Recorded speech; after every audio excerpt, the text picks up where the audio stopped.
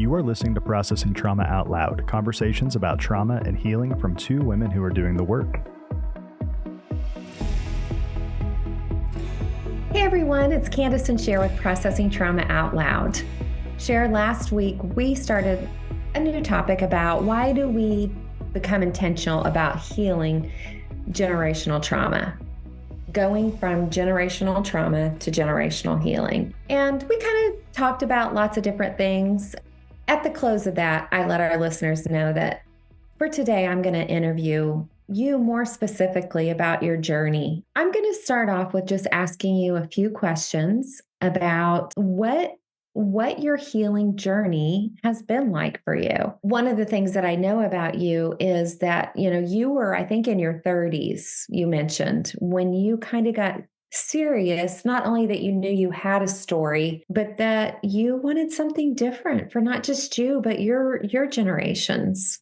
When I was in my 30s, I was clear on what my story was. I think I always knew I had a story. I knew I had stuff that I wanted, maybe I'll say from the time I was in junior high. I knew I had things that I was kind of working on and wanting to improve myself, wanting to be a better person, wanting to have nicer thoughts and not be as angry or, all the things. But I think I had some really good, influential people in my life when I was in like 9th, 10th, 11th, 12th grade, high school years who had a huge impact on me in kind of feeling like I know that I want to do life differently than the life that my parents have lived and the life that my grandparents lived. And I'm speaking specifically about relationally, having a sense of freedom and being healthy in relationships. Well, and, let's just say that somebody is tuning in and they haven't really heard a lot of your story. And, you grew up and experienced abuse of all kinds. And you've done a lot of work around that. And so you are breaking out of patterns and generational trauma. When we had talked before, you said, I think you were in your 30s when you showed up for therapy the first time. Mm-hmm. Though you already knew you had things, what made you decide, okay, I think I'm going to go to therapy now? I should even say, Kandace, that when I was in college, I actually saw a therapist for a few sessions. I kind of forget about this, I guess. I'm not sure why. It was one of the teachers at our college, and she would see students. And I was just going through a really difficult time at that point with depression, really, really down. And so I did meet with her a few times, and I don't know, somehow I got over the hump and then just went on, living, my life until I got into my 30s. And I just felt like the walls were closing in. The stories from my childhood, the abuse that I experienced was overwhelming, and I didn't know what to do with it. And I didn't even know how to process it. And so made an appointment with a therapist and began meeting weekly for several years. And she really just helped me begin to identify so many, of the things that we even named last week. And I'm going to name one of those: generational shame. Mm-hmm. I carried so much shame that we really had many sessions where we talked about what is shame and what do you do with it. I started in my 30s really just beginning to work on my story and taking a look at the things that had happened and being able to talk with someone about what I had experienced as a child. Well, I learned something new. I did not know that you had gone to a little bit of therapy in college. I love that, though. It just only brings more confirmation of how I see that desire in you. Like you knew there was more, and you knew, so you had these ways that you were going after that. I did forget something I wanted to ask you about even before you went to therapy. I want to hear more. If you want to share, I want to hear more about what happened for you when you read Dan Allender's book, The Wounded Heart, when you were 33. If you want to share. Yeah. So I had a lot of the memories of my abuse were repressed. I didn't have conscious memory of them while I was going through my high school years and going through my college years. I had I knew that there was abuse there. I knew there were things, but I couldn't put my finger on what actually happened. And my sister was very much, we would talk with each other back, when I was much younger about were we abused? But neither one of us could really remember. So when I was in my mid-30s, my memories came back kind of in a deluge kind of a way where all of a sudden, like I remembered many, many things that had happened to me. We were living abroad at the time. We were living in Thailand, and I had, there were no resources in Chiang Mai, Thailand at the time, at least not that I knew of. But someone mailed me Dan Allender's book, Healing for the Wounded Heart, and I began reading that book, which is all about healing from the trauma of sexual abuse. And I just remember the agony, really, of reading that book. I will call it agony. I would read a page and I hated it. I hated the stories. I hated the examples. I hated that this was being talked about, and I needed it. And I needed to turn the page and read the next page, but it was agony to turn the page and read the next page. It just was it was an experience that was so helpful and so painful to realize that, wow, what I have experienced, okay, it's a real thing. Other people have experienced this too. And the stories are literally just heartbreaking. But I also felt I'm not alone. Yeah. So you had a little bit of time there where you were being seen, right? Just through the book. Yeah.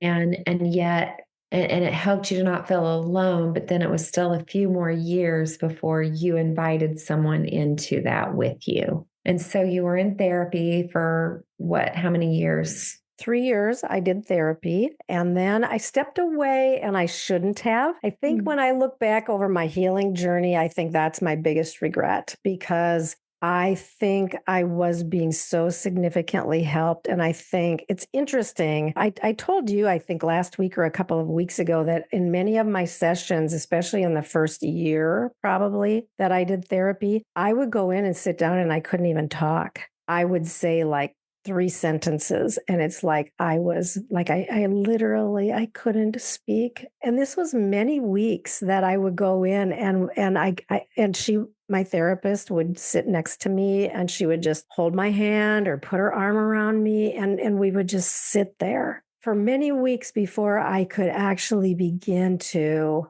put words to what was going on inside of me. It was a very slow process for me of cracking open the stories of my childhood.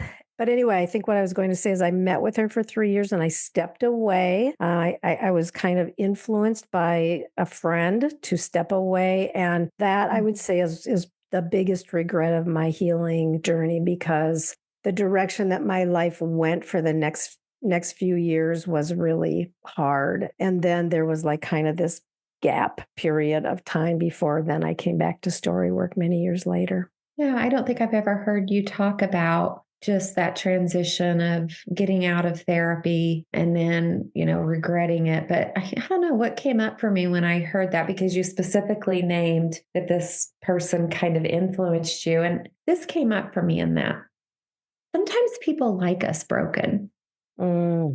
Absolutely. Yeah. I've had a few significant people in my life who they liked me. They liked me broken. What do you think is behind that? Is it about because if we're broken, we need them? In my situation, I would say yes, because I needed them, and they liked having someone who needed them. Then what happened is that then they also consumed my energy and consumed my goodness. Yeah, and I think that's something we could actually do a whole episode on this. I think that when we, have unhealed wounds, and especially, because we can have people do that to us, and we can also do it to people, right? There's something of that we have significance if somebody needs us. Man, it's such a good motivator to say, why am I drawn right to this certain person, and why? And so I think I just feel sad that she kind of coerced you out of something that was so good for you. Yeah, I have lots of I have had to do lots and lots of work around that because it was just an extremely painful Mm. chapter of my life. And I think that's just bringing you back to why I asked if I could interview you. How did you find the courage to keep going? It's really interesting because there are a few qualities that I think that I have possessed that I don't know why I have possessed them. One is hope. Even as a little child, I always carried hope of a better day happening tomorrow. Like I just always had hope. And I have all through my life. I have through the darkest nights, I have almost always, maybe just a couple of periods of time when I really felt like hope was something I could not reach, but hope. And I think another is courage. I will say that I do believe that the people who linked arms with me when I was in high school, my youth leader and her two college daughters, basically, who kind of adopted me into their family and just linked arms with me, but they showed me life can be done in a different kind of a way. I think that from that point on, I think I have always had courage to get information or talk to someone or discover something. Like they were curious, I think, and they helped me discover things about myself that I didn't know. I think that they helped me begin to become a more curious and a more courageous person about my own life. And I don't know why, but I have always through this all of the ups and downs, particularly of the last 5 years that you and I have walked together, Candace, like and many aspects, especially those first couple of years where there was a lot of pain. I seemed to be very intentional. No matter what I was facing, I would do the next thing, and I would just keep doing the next thing or talk to the next person or tell the next story. I don't even know if I know where that came from, but I'm really grateful for it because I think that courage and keeping on just taking one more step has been one of the things that has really changed my life. Well, I think it came from the same place that it can come from for everyone, right? And at the core of who we are and how we're made and created. We believe in the image of God that possesses certain qualities: love, joy, peace, patience, kindness, goodness, gentleness, faithfulness, self-control, which we call the fruit of the spirit in the Christian faith. And so like those are the things that we can develop, as a child, or they can get so covered up Yep. with hurt and pain and trauma and really literally turn us into who we're not. And I love that you're mentioning that what you saw in these other people made you think, well, there can be something different, which makes me, I just want to put a shout out there right now to never underestimate the impact and influence that you can have on the children around you. Children, teenagers. I mean, it's such a beautiful story of what that family like kept your hope alive. Yeah. And primarily through curiosity. I will also say we don't have to have the answers. Mm. I think when you think particularly about teenagers, they would just want somebody to be interested, Yeah. and to care and probably don't necessarily need a lot of answers at that point in their lives. Well, is there anything else that you feel like you would want to maybe say to our listeners if they're wondering, like, is it worth it to keep going after something that might feel unattainable? And I don't know, maybe just a few words of how to access some courage if they feel like giving up. Yeah, and I think I'll go back even to our topic from last week where we talked about breaking generational Mm. systems of trauma. That when we do this, when we take a stand against the family system, it can be extremely difficult and we can have a lot of anger and rage come at us. And that for sure is my story that I did experience that. And relationships were shattered that have never been rebuilt even 30 years later. That has been hard. And that's real. Like that doesn't happen to everybody, probably doesn't even happen to most, but that's probably the extreme of what can happen when you know that you have a story and that there is trauma and that it's generational. It does require courage to speak up, to say something, to take a stand, to begin to do your work. And I think the thing that I would say to the listeners would be, wow, there's so much. I guess it would be this. Just do the next thing. Mm. Don't worry about next week or next month or next year. Like, this is going to be a lifelong journey. Like, let's just say that. Like, people want to know, how long is it going to take? Well, how long are you alive? It will take that long, but it's a journey that becomes joyful and life-giving and inspiring and meaningful, and being able to do the kind of work that we're doing, Kandace, where we can now walk alongside of other people who are doing this journey and maybe who are at the beginning or somewhere nearer the beginning than we are. But I would say do the next thing. Like for me, it's never been knowing what is a month down the road. It's what do I need today? And I will just say one other thing is find community. I could not have done this journey alone. I know that for sure. And having people who are also doing this work, it just changes everything and makes it possible. So thank you for being one of my people. Oh, thank you. I'm very grateful that we are still journeying together. We say that often, but we just mean it so much because of the healing and the growth. And it's not always been easy, but we keep finding the courage to keep showing up. I'm wondering if someone's next step, I'm just throwing this out there before we close, might just be reaching out to Kandace Sher at gmail.com. You can go to Processing Trauma Out Loud, and we're on Facebook, and we have the website, and just reach out and say, can you point me in the right direction? You share a little bit of your story. So, yeah. Yeah. I love that. And we welcome that because we know how important another voice is.